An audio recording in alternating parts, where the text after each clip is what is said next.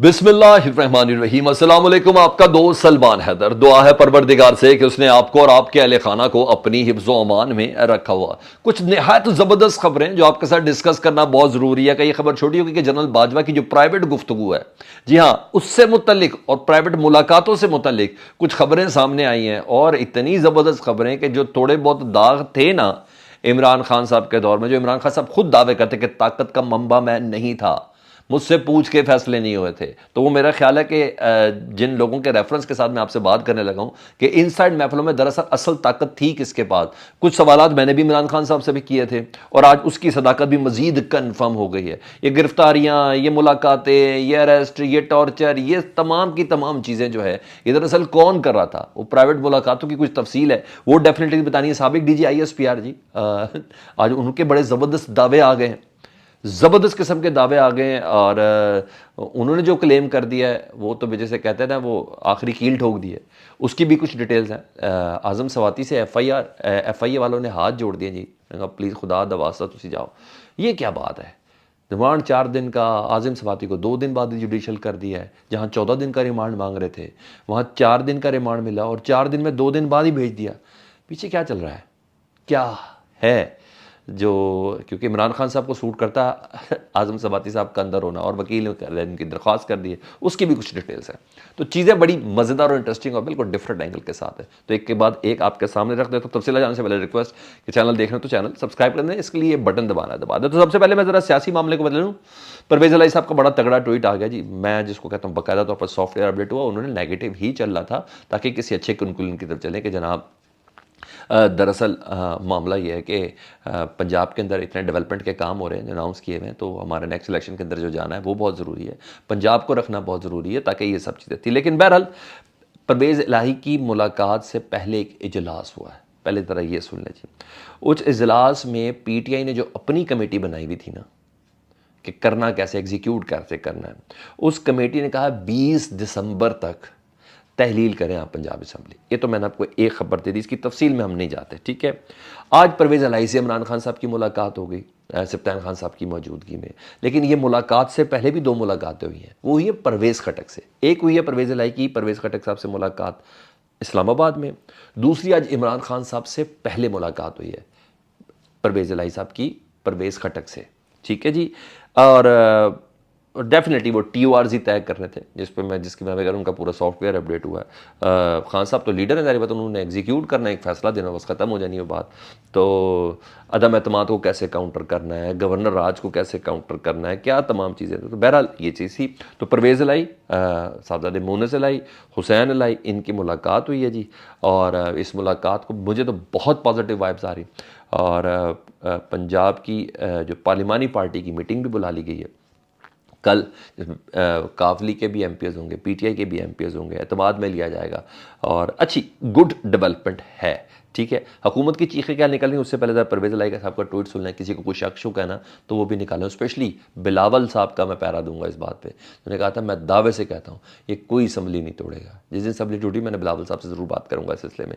उन्हें परवेज़ इलाही साहब का ट्वीट यह है कि इमरान खान के कहने पर पंजाब असम्बली तहलील करने में रत्ती भर भी ताखीर नहीं होगी। ये मुलाकात के बाद की बात है। पंजाब असम्बली इमरान खान की अमानत है, और ये इमानत उन्हें दे दी है कि सर जो ताड़ा फैसला मेरा फैसला।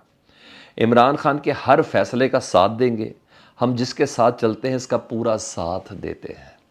तो अगर किसी को कुछ छोटी मोटी कन्फ्यूजन है ना, तो वो भी आज मुकम्मल तौर पर निकल गई है कि शायद वो हो। हाँ, उन्होंने ज़रूर बोला कि सर मैं आपको ऑन ग्राउंड सिचुएशन बता रहा हूँ, मेरे प्रोजेक्ट्स हैं ऐसे जो PTI और काफ लीग का मुस्तकबिल 2/3 मेजोरिटी से ज़्यादा क्लीन स्वीप का भी तो जाया जा सकता है ना।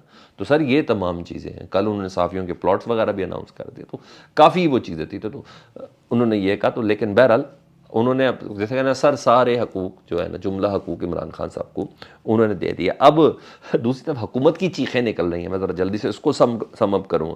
राना सनाउल्लाह साहब की प्रेस कॉन्फ्रेंस आपने देखी होगी, पता चला दर्द बहुत हो रहा है, बहुत दर्द हो रहा है। इमरान खान साहब के इकदाम की वजह से इनको बहुत तकलीफ़ है। और चीखों का लफ्ज़ इसलिए इस्तेमाल करूँ कि आज उन्होंने कहा कि गवर्नर राज लगेगा या अदम एतमाद होगा। ये 2 ऑप्शंस के ऊपर हम लोग जाएंगे, क्योंकि इमरान खान के इकदाम गैर आइनी इकदाम है। राना सनाउल्लाह साहब 15 दिन पहले ही कह रहे थे ना इमरान खान साहब को इतना इलेक्शन का शौक होता है दोनों असम्बलियाँ तोड़ दें, पाकिस्तान में आम इंतखाबात हो जाएंगे। आज वो इमरान खान साहब के इस इक़दाम को गैर आइनी और गैर कानूनी कदम कह रहे हैं। जरदारी साहब, जी हाँ, उनको भी बहुत ज़्यादा तकलीफ है। जरदारी साहब ने आसमा शराई साहब को फ़ोन इंटरव्यू दिया है, तो इंटरव्यू के कुछ मुंदजात शेयर हो गए हैं, तो वो मैं आपको बता दूँ। वो रात को आसमा शराई के इंटरव्यू में आप देखिएगा, उन्हें कहा मुकर्रर वक्त से पहले अगर इंतखाब हो गए ना तो जमहूरियत ख़तरे में है। लॉ जरदारी साहब को इंतखाबात में जमहूरियत ख़तरे में लग रही है, और भाई उनको अपना नतीजा ख़तरे में लग रहा है कि फारिग हैं, दिलों के वज़ीर आज़म हो सकते हैं बिलावल साहब, ऑन ग्राउंड नहीं।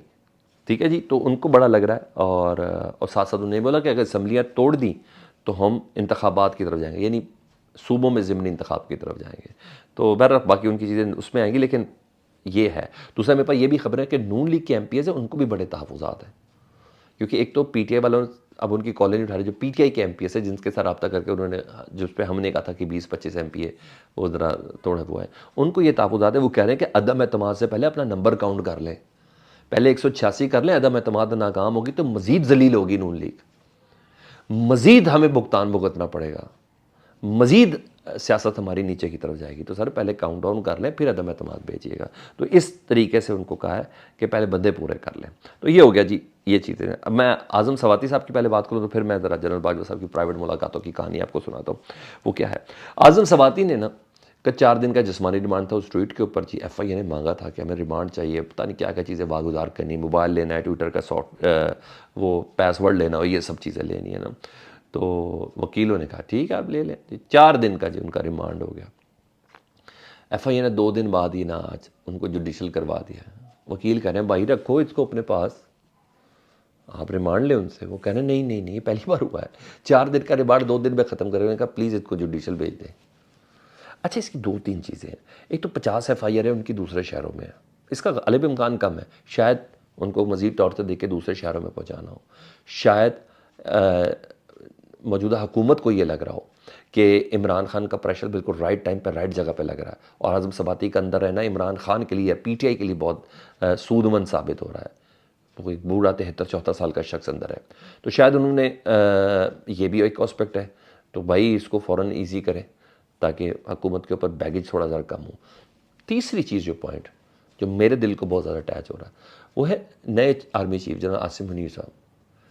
आज़म सवाती ने जनरल बाजवा से मुतल्लिक मुग़लज़ात कही थी ना, तो जनरल आसिम मुनीर तो कुछ भी हो, इदारे के ऊपर प्रेशर आ रहा है ना, इदारे से मुतल्लिक इल्ज़ाम आ रहा है कि आज़म सवाती अंदर है। तो मुझे ऐसा लग रहा है कि इन अ पॉजिटिव सेंस ये इन्वॉल्वमेंट ये इस तरह की भी हो सकती है कि भाई कभी ऐसा हुआ FIA ने आपको एक रिमांड पे और कहें जी रिमांड नहीं लेना, आधा रिमांड ही छोड़ दिया, सैटरडे तक उनका रिमांड था, उन्होंने कहा जुमरात को जुडिशल कर दिया। तो मुझे तो पॉजिटिव ही चीज़ लग रही है, मगर कुछ नेगेटिव भी हो सकता है, लेकिन बहरहाल उन्होंने कहा माफ़ कर दो सरकार, FIA वालों ने कहा प्लीज़ जनाब, मैं तो कहूँगा पाँव ही पकड़ लिए। तो इस तरीके से चल रहा था। अब मैं आ जाऊँ उस मेन खबर की तरफ जी, जनरल बाजवा साहब की प्राइवेट गुफ्तगू जी। सबसे पहले ना तो मैं हामिद मीर साहब का बताता हूँ कि सुबह कॉलम था, मैंने पढ़ा था उस पर, और उस कॉलम में कुछ अचंभे वाली चीज़ें थी। आपको याद है इमरान खान साहब के दौर में कुछ गिरफ्तारियाँ हुई थी, कुछ लोग ऑफेयर हुए थे, और कुछ लोगों के बाजू, असतूर वगैरह के बाजू भी टूटे थे। तो खान साहब से मेरी भी जब बात हुई थी तो मैंने उस वक्त पूछने कहा मेरा कोई ताल्लुक़ नहीं है। मैंने तल्ला साहब का पूछा, उन्होंने कहा मेरा कोई ताल्लुक़ नहीं उस बंदे को ऑफेयर करने से।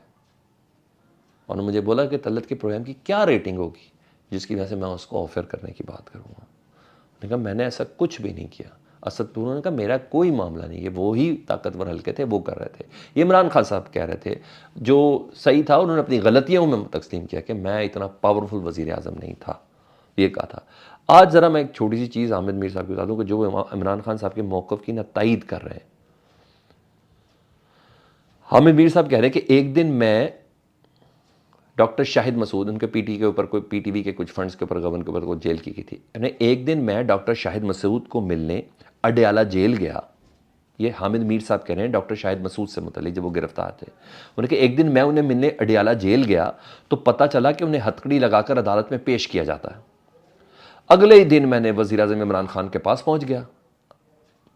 मैंने गुजारिश की कि डॉक्टर शाहिद मसूद को FIA हथकड़ियां लगाकर अदालत में पेश करती है, इनके खिलाफ मुकदमे का फैसला अदालत करेगी, लेकिन आप उन्हें हथकड़ियाँ तो ना लगवाया करें। यह हामिद मीर साहब ने इमरान खान साहब ने कहा। खान साहब ने पहले तो हैरानी से पूछा, शाहिद मसूद कब पकड़ा गया? ये इमरान खान साहब को पता ही नहीं शाहिद मसूद पकड़े गए हैं। मुझे तो पता ही नहीं। फिर फौरन डीजी एफआईए बशीर मेमन से फ़ोन पर बात की इमरान खान साहब ने और कहा, हामिद मीर पहली दफ़ा कोई काम लेकर मेरे पास आए हैं, आप शाहिद मसूद को हथकड़ियाँ ना लगाया करें। मैं मुतमईन होकर वापस आ गया। हामिद मीर साहब कहते हैं कि मैंने प्राइम मिनिस्टर से बात की, प्राइम मिनिस्टर ने डीजी एफआईए को कह दिया कि अब एफआईए वाले हथकड़ी लगा के अदालत में पेश नहीं करें। 2 दिन बाद डॉक्टर साहब को जब अदालत पेश किया गया ना, डॉक्टर शाहिद मसूद को, तो उनके एक नहीं, उन्होंने कहा जानते क्या हुआ? उन्होंने कहा एक नहीं, दोनों हाथों में जंजीरें डली हुई थी, यानी दोनों हाथों में हथकड़ी। मैं एक छुड़वाने के लिए गया था, हथकड़ी लेकर आने, तो उनके दोनों हाथों में हथकड़ी कर दी थी। उन्होंने कहा ज़ाहिर है मुझे बहुत शर्मिंदगी हुई। मैंने मालूम किया कि वज़ीर आज़म के अहकामात को तो इतने रौनक अंगेज़ अंदाज में क्यों लेफ्ट ऑफ किया गया। मुझे बहुत शर्मिंदगी हुई कि वज़ीर आज़म के अहकामात थे, उसको भी नहीं माना गया। मेरे सामने बशीर मेमन को उन्होंने कहा मुझे बताया गया, हामिद मीर साहब कहने, मुझे बताया गया कि आपने गलत आदमी से सिफारिश कर दी। इमरान खान से सिफारिश नहीं करवानी चाहिए थी, आपको वज़ीर आज़म से नहीं, आर्मी चीफ से बात करनी चाहिए थी शाहिद मसूद की हथकड़ी खुलवाने के लिए। कहते चंद दिन के बाद अफगानिस्तान की सूरत हाल के बारे में एक ब्रीफिंग थी, हामिद मीर साहब कह रहे हैं, जिसमें army chief general Qamar Javed Bajwa भी मौजूद थे। मैंने डॉक्टर शाहिद मसूद के लिए बात की तो अरशद शरीफ ने भी तायद की कि हाँ बात करनी चाहिए। बाजवा साहब ने पहले तो नागवारी का इजहार किया और डॉक्टर शाहिद मसूद पर खूब गुस्सा झड़ा और कुछ देर बाद नरम पड़ गए और कुछ दिन बाद शाहिद मसूद रिहा हो गए। इससे बड़ी कोई गवाही है? तल्ला साहब का तो उन्होंने मुझे खुद बता दिया था, असद तूर का उन्होंने मुझे खुद बता दिया था। तो ये तमाम चीज़ें इस बात की गम्माजी करती हैं कि जो दाग डालने की कोशिश की गई, जो भी कोशिश की गई इस एतराफ़ के बाद कि इमरान खान साहब के हाथ में क्या था क्या नहीं था, और मैंने तो आपके सामने कॉपी पेस्ट कर दिया है। बहुत सी चीज़ें इमरान खान साहब के गले पड़ी हैं, करता कोई और था और भरता कोई और था, और भरना भी चाहिए। खान साहब वज़ीर आज़म थे, साफ़ी रुले उनके दौर में। कब तक इन कॉलम्स के ज़रिए हमें पता चलता रहेगा? तो डेफिनेटली ये तमाम चीज़ें। अब आ जाओ मैं नजम सेठी साहब की उस बात पे। उन्होंने नजम सेठी साहब से मुतलिक उन्होंने कहा है कि दरअसल ना 2 क्लेम किए नजम सेठी साहब ने जनरल बाजवा साहब से मुतलिक। एक तो उन्होंने क्लेम किया है कि जनरल बाजवा 6 माह की एक्सटेंशन चाहते थे, और वो इसलिए चाहते थे कि जो दाग उनके ऊपर लगे ना वो धुले जा सके, वो फ्री एंड फेयर इलेक्शन कराएं। सारी बात उसमें इमरान खान ने जीत जाना था, तो ताकि वो चीज़ें हो जाए। और हकीकत भी ऐसी, मेरे पास दीगर से भी कोई खबरें हैं कि हाँ जनरल बाजवा साहब 6 महीने की एक्सटेंशन चाहते ताकि अपनी मौजूदगी में फ्री एंड फेयर इलेक्शन करवाते, ये चीज़ थी। लेकिन दूसरा इंकशाफ उन्होंने बड़ा ही तहलका खेज़ किया। उन्हें कहा जनरल बाजवा को डर था कि इमरान खान उन्हें बरतरफ कर देंगे। ये दूसरा इंकशाफ उन्होंने किया। मैं 9 अप्रैल की रात की बात कर रहा हूँ, 7-8 जो मुलाकातें हुई थी, लेकिन उनको डर था कि इमरान खान उन्हें बरतरफ कर देंगे। रात को अदालतें इसीलिए खुलवाई गई थी, यानी अदालतें अपनी मर्जी से नहीं खुली थी, सुप्रीम कोर्ट को जनरल बाजवा ने कहा था अदालतें खोलें, इसलिए अदालतें खुलवाई गई थी। और जो स्टाफ पहुंच गया था ना इस्लामाबाद हाई कोर्ट का, जो प्रिजन वैन्स पहुंची थी ना, जो सब कुछ एक सस्पिशियस मूवमेंट हुई थी, जो ईसीएल के अंदर नाम गए थे, जो तमाम चीज़ें जिसको वो कौन था के नाम से अरशद शरीफ ने किया, वो पूरा एक एपिसोड था, वो जनरल बाजवा साहब ने किया। ये नजम सेठी साहब का इंकशाफ है जी। उन्होंने कहा जनरल बाजवा कभी तो, यानी डबल गेम भी कर रहे थे सियासतदानों से, उन्होंने कहा जनरल बाजवा कभी तो नवाज शरीफ की तरफ झुकते थे और कभी इमरान की तरफ, और यही वजह थी ना वो इधर के रहे ना उधर के रहे। ये थे वो इंकशाफ। फीडबैक से मुतालिक जरूर आगे कीजिएगा। चैनल देख रहे हैं तो सब्सक्राइब करते हैं। अल्लाहुम्मा सल्ली अला मुहम्मदिन व आले मुहम्मद।